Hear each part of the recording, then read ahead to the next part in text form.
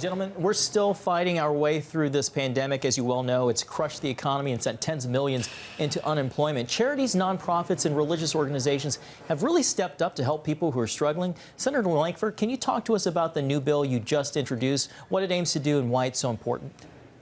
Yeah, in the middle of things that Senator Coons disagreed and I on some of the police reforms and trying to be able to work through that process, this is an area where we worked very closely together for years, and that is how to be able to help faith-based nonprofits that are secular, whatever it may be, for charities and nonprofits to be able to be engaged and to continue to have ongoing support. This year, of all years, we desperately need them to thrive. Our safety net in the United States really has three elements. The family is the first safety net, churches and nonprofits are the second safety net, and the third safety net is government.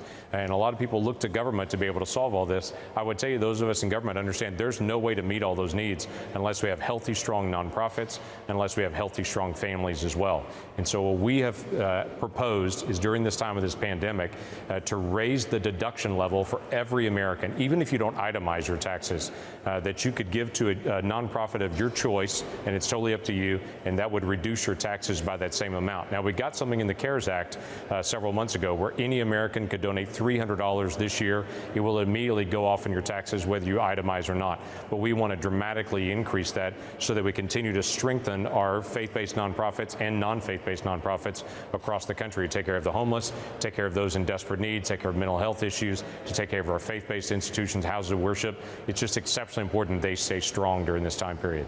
James and I agree that it's important to provide incentives for individuals and families all over our country to give back to our communities, to strengthen our houses of worship, our faith communities, our nonprofit organizations. This provision that we've introduced that has 6 bipartisan co-sponsors would be worth up to $4,000 per individual, $8,000 for a joint filing couple, in a reduction in your tax liability. It's a strong incentive for individuals to give to support what makes America's communities great. Yeah. Matt. So give that money to Uncle Sam or give it to your nonprofit.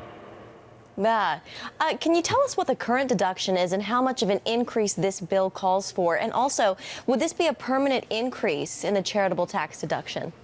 So we would both like to see a permanent change on this. The proposal right now is just to be able to deal with this year and next year in the tax policy, and it moves us from a $300 across the board any individual can give that takes it straight off your taxes to $4,000 or $8,000 for a married couple filing together. So it's a pretty significant change. All right, Senators Chris Coons and James Lankford, we are out of time. Thank you so much for spending part of your evening with us. Thank you, Jim. Thanks.